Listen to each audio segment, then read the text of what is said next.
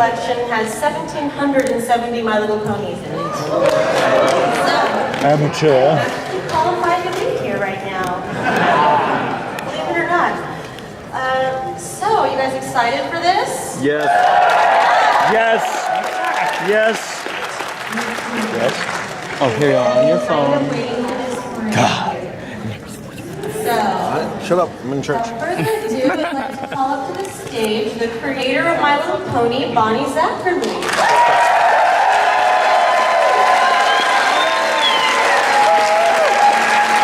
They're sprouting like wild mushrooms.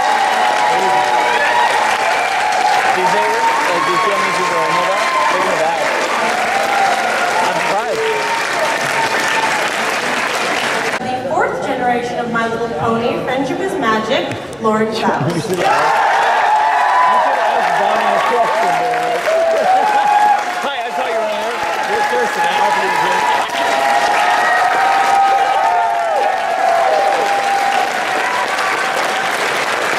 I see drops head.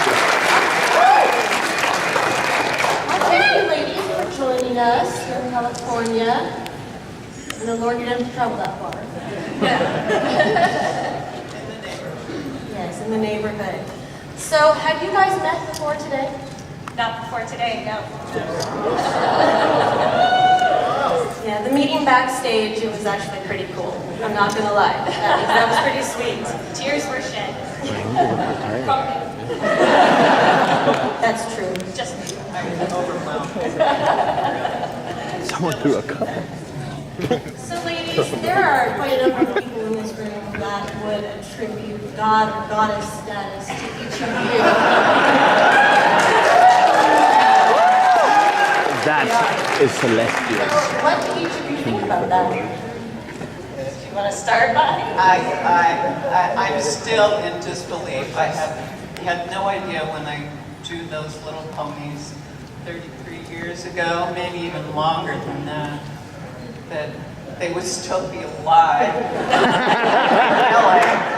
That they would get past the stage, that they would even come to market, and let alone to be a great show, and that I would be here today, thanks to you. Oh, well, and I wouldn't be here today. Thanks to you.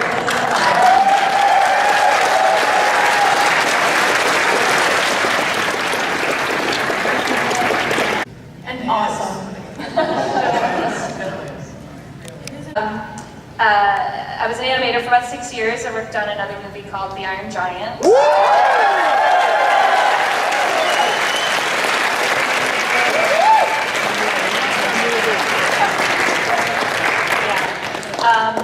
And then the industry started to change around that time after that movie, and CG was on the rise and 2D was on the Dark Ages.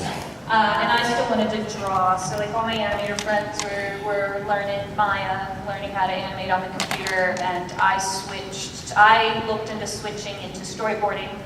Got a job on a show called The Powerpuff Girls.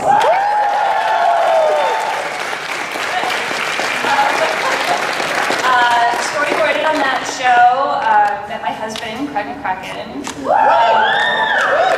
and found that as a storyboarder, it was a really excellent opportunity on Powerpuff Girls because they run their shows, the artists write their episodes, so the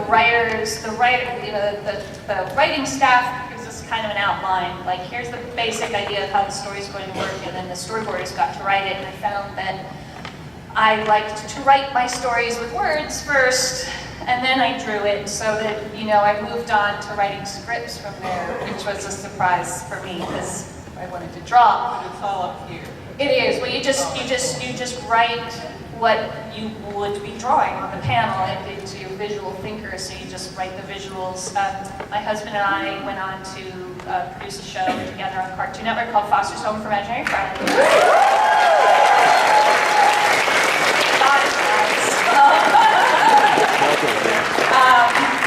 And I did a lot on that show. I co-produced it. I was the head of story. I wrote a lot of the episodes actually, and supervised the storyboarding staff. And then after that, I did my little foray into toys, which didn't work out so well for me. I have a line of dolls in F.A. Schwartz called Milky Way and the Galaxy Girls. It didn't do so great, unfortunately. The dolls came out the year the economy crashed, so nobody was going to buy a $50 doll that Christmas. Yeah. Can't claim for that. Yeah, yes. Yeah. And it was my favorite toy when I was a kid. Absolute favorite. No Barbies. I like strawberry shortcake, but Pony was the best, so I tested the waters out, and then I went on to create My Little Pony Friendship is Magic.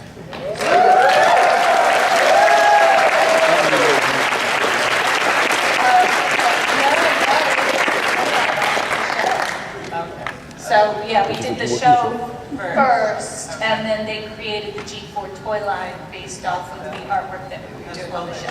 Yeah, and since then, I worked on my husband's new show, Under Over Yonder. Yeah! And now I'm developing and am set to direct a movie for Sony Pictures Animation called Medusa.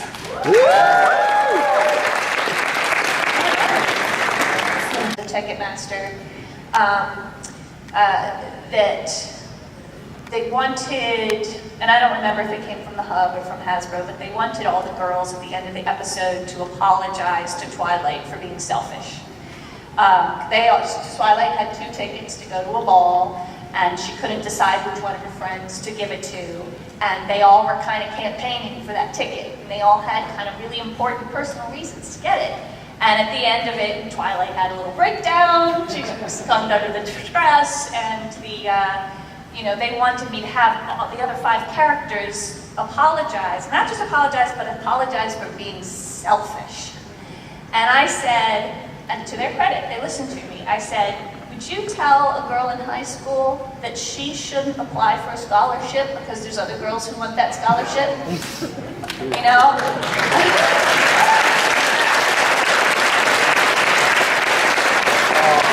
And they backed down immediately. I made an excellent point. They all apologized for pressuring her, because it's important that girls apologize for something.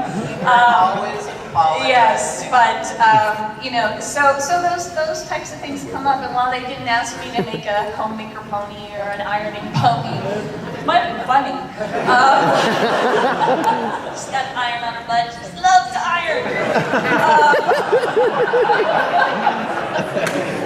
Yes, season 6.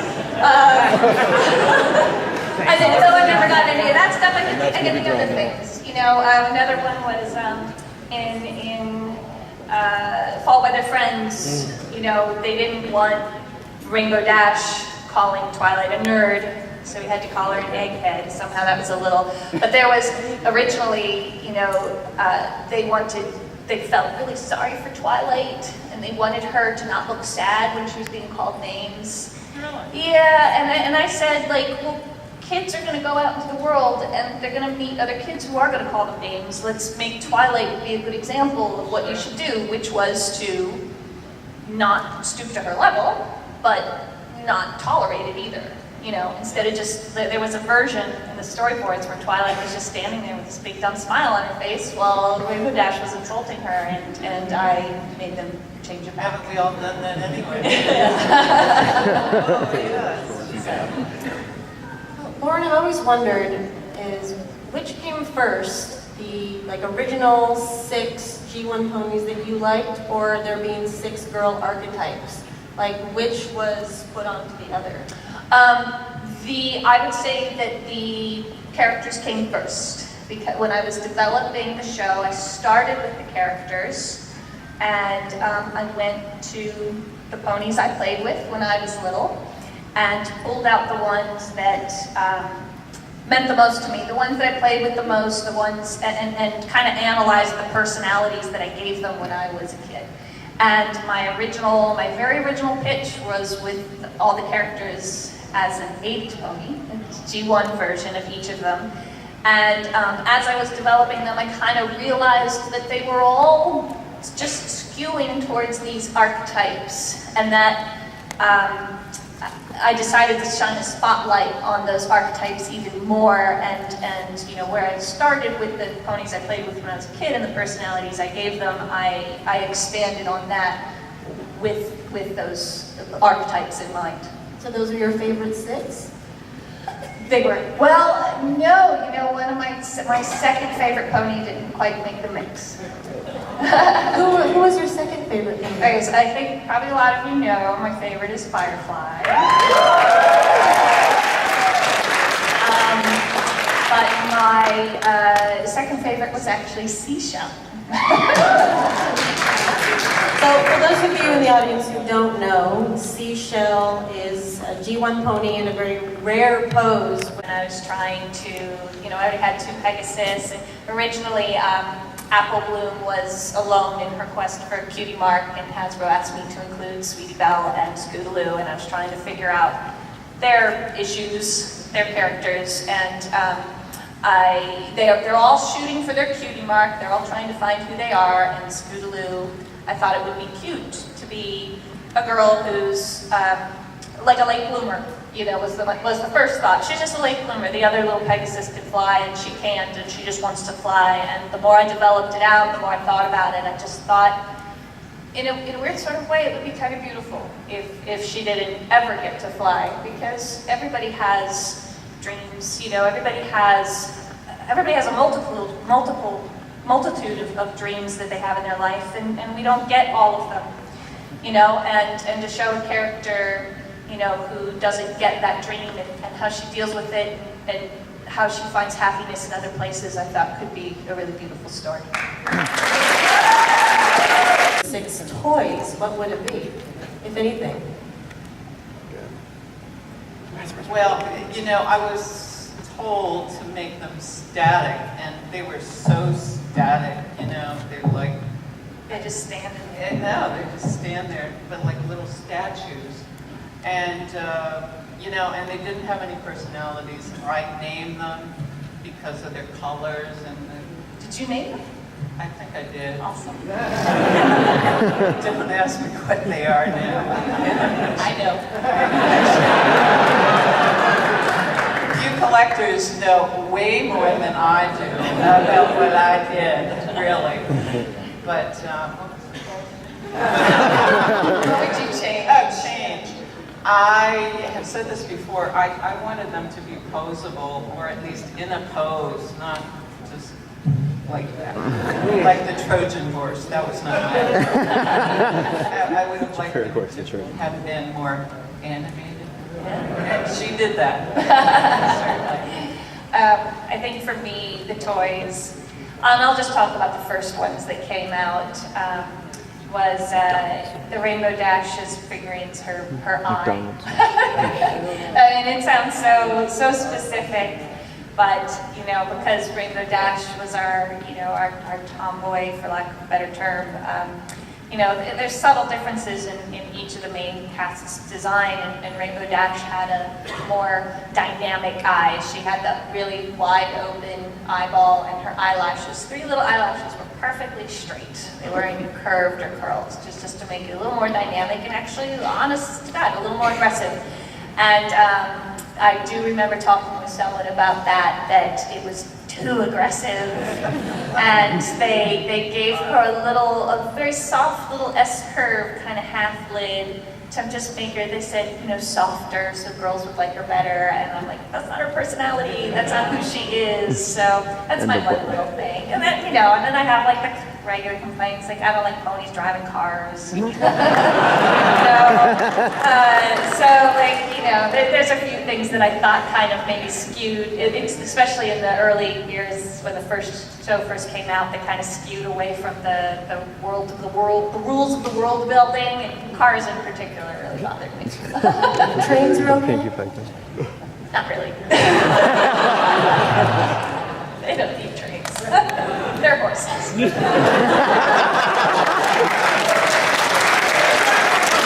That's like the quote. They don't need trains or horses. And I'm eternally grateful and happy for that, but on the other hand, I am sad, because I left because I had a vision of how I wanted the stories to go and what I wanted these characters to do, and it just, for a number of reasons, it just became impossible for me to continue with this vision that I had, and it wasn't worth it for me to stay. So there will always be a part of me that kind of mourns the stuff I didn't get to do that I wanted to do, and worries too that I'll never get the chance again. So it's a little bittersweet for me, I'll be honest. Keep trying, keep going, you're doing wonderful. Thank you. And that is the lesson, to persevere. Yeah. And stick to your guns, that you want it to be done the right way. Yeah, that was important to me, and it just became too impossible, and I didn't want to compromise. I understand. Thank you.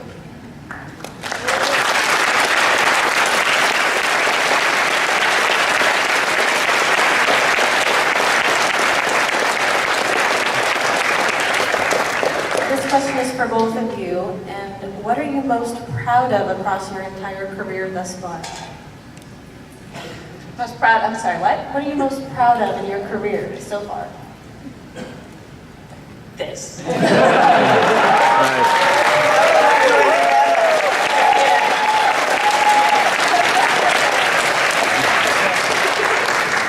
comprehension, I never would Yeah. have dreamt that this Yeah. would be possible. And I should clarify, I don't mean the show. I'm very proud of the show, but I mean this.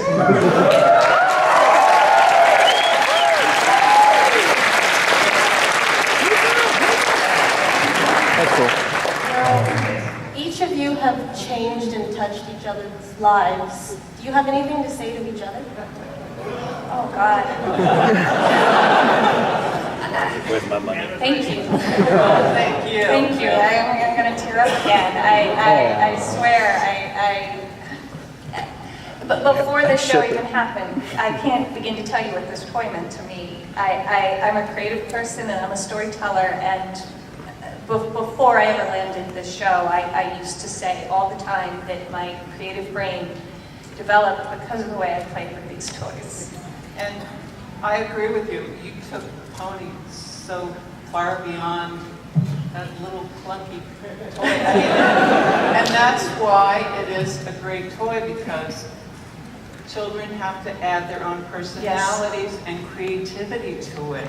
Really. And it inspired me, and I'm the person I am because I of guess those so. toys, I because guess of so. you. So thank you. Thank you. Really.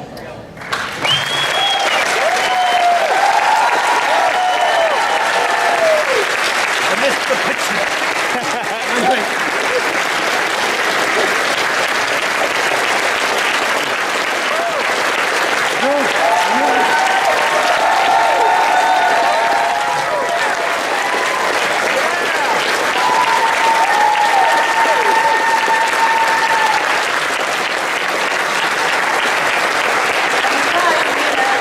One more surprise. The present of Hasbro. Yes, I wonder if you do me a favor, Mommy. As your biggest fan. I was wondering if you would sign this for me.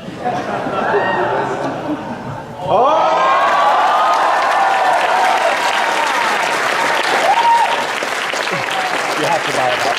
I didn't have this when I was a kid, but I got this 15 years ago when eBay started. And I got one with a hat.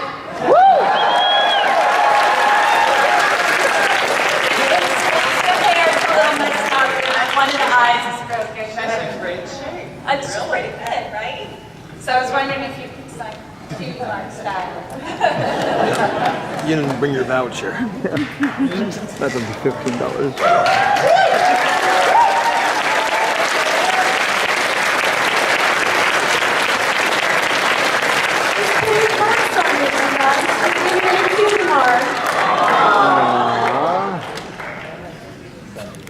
What's this, the Dusty Entourage?